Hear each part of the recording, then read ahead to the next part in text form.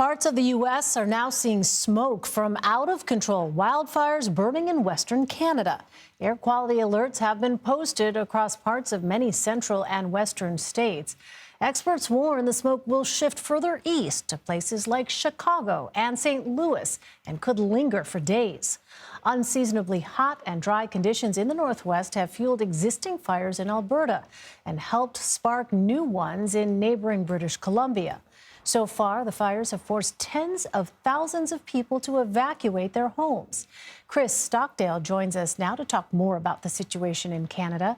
He's a wildland fire research officer with the Canadian Forest Service. Chris, welcome. Thanks for joining us. So what kind of progress is being made with these fires, and what precautions are being taken heading into the Victoria Day holiday weekend?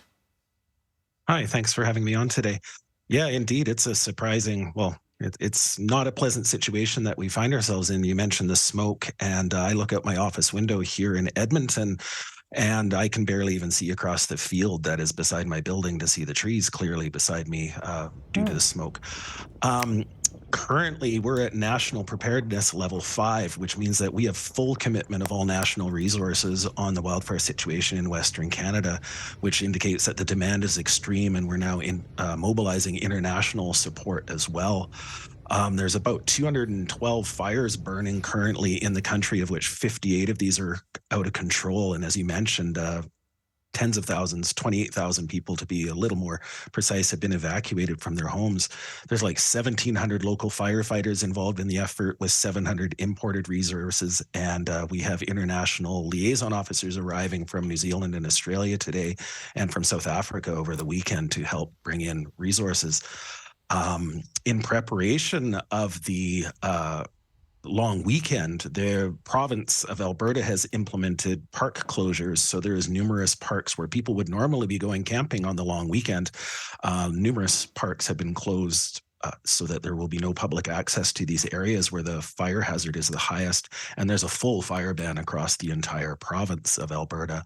You mentioned British Columbia in the lead in here, but it's also affecting Saskatchewan significantly and the Northwest Territories.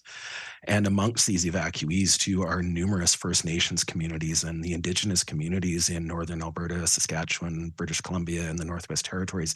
Many of these are very isolated communities with very difficult access routes. So if their access gets cut off by wildfire, it's very difficult to do the evacuations other than by air. So, yeah, it's a pretty extreme situation. It certainly sounds that way, Chris. And when you spell out those statistics and you talk about that really vast geographic area, I'm wondering what specific areas are of biggest concern with these fires right now? Because I think you said 212 fires right now, 58 of which are out of control. So what are those specific areas, and how are you preparing for what's expected to be a long fire season more broadly?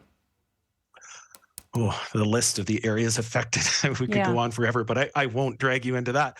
But I mean, throughout northern and central Alberta, northwestern British Columbia, and northeastern Saskatchewan and southern Northwest Territories, there are many communities with large wildfires burning out of control near them.